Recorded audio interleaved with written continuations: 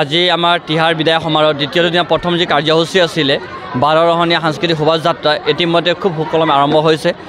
জ্যেষ্ঠসকলৰ অভিভাৱকত্বত আৰম্ভ হৈছে আৰু ইতিমধ্যে আমি দেখিছোঁ প্ৰায় বিভিন্ন জাতি জনগোষ্ঠীসকলে অংশগ্ৰহণ কৰিছে আৰু তিৰাপ জাগুন অঞ্চলৰ পৰা বিশেষকৈ জাগুনৰ মাজমজিয়াৰ পৰা এক শক্তিশালী বাৰ্তা গৈছে যে জাগুন বা তিৰাপ জাগুন অঞ্চলত ইয়াত বিভিন্ন জাতি জনগোষ্ঠী বিভিন্ন ধৰ্ম বৰ্ণ নিৰ্বিশেষে সকলো ওলাই আহিছে আৰু সকলো একেমুখে স্বীকাৰ কৰিছে যে কেৱল মাত্ৰ গোৰ্খা জনগোষ্ঠী ইয়াৰ উৎসৱ নহয় বিভিন্ন জাতি জনগোষ্ঠীসকল ইয়াত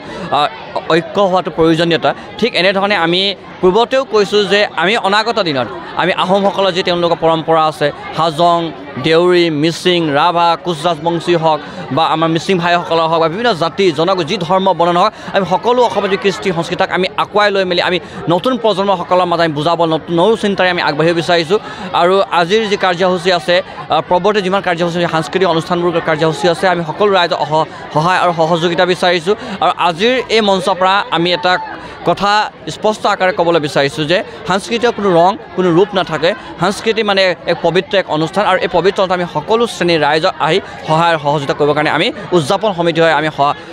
অনুৰোধ জনাইছোঁ আজিৰ ৰাতি বিভিন্ন জাতি আৰু জনগোষ্ঠীৰ কিছু নেতৃত্বসকলক আমি আমন্ত্ৰণ জনাইছোঁ আৰু একে সময়তে আজি জনপ্ৰিয় কণ্ঠশিল্পী আমাৰ তিনিচুকীয়াৰে জিঅ' নীলাক্ষী নিয়োগ ডাঙৰীয়ানী তেওঁ গীতৰ সহায় আগবঢ়াব আৰু তাৰ লগতে আমাৰ স্থানীয় কিছু শিল্পীসকল আছে আৰু দেখিছে আমি নতুন প্ৰজন্মসকল বিশেষকৈ গুৰুত্ব সাকাৰ দিছোঁ যোৱাকালি ইয়াত দেখিছে সাজ পোছাক যি প্ৰতিযোগিতাবোৰ হৈছিলে ইয়াত কমপ্লিট ট্ৰেডিশ্যনেল কালচাৰেল ফেশ্বন শ্ব'বোৰ কৰা হৈছিলে গতিকে আমি বিচাৰিছোঁ নতুন প্ৰজন্মসকলে আমাৰ যি ৰীতি নীতি আমাৰ যি কৃষ্টি সংস্কৃতিৰ কথাবোৰ আছে তাক ধৰি মেলি শক্তিশালীভাৱে কেনেকৈ অসম আৰু অসমীয়া জাতিক অনাগত দিনত এই অঞ্চলৰ পৰা ওলাই যোৱা ছাত্ৰ ছাত্ৰীসকলে ভাৰতৰ বিভিন্ন প্ৰান্তলৈ যাতে লৈ যাব পাৰে এই বাৰ্তাৰ বাবে আমি এই চিন্তাৰে আমি এই অনুষ্ঠানবোৰ আয়োজন কৰিছোঁ ৰঙাপাৰাবাসীৰ বাবে সুখবৰ আপুনি যদি দুচকীয়া বাহন ল'ব বিচাৰিছে তেন্তে এতিয়াৰে পৰা আৰু চিন্তাৰ কোনো প্ৰয়োজন নাই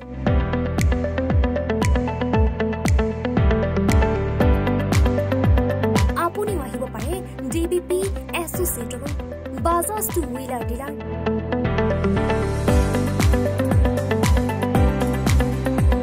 আমাৰ ঠিকনা ৱাৰ্ড নং ৮ ঠাকুৰবাৰী ৰোড ডাকঘৰ ৰঙাপাৰা জিলা শোণিতপুৰ আমাৰ যোগাযোগৰ নম্বৰ 9435707133 9707967285285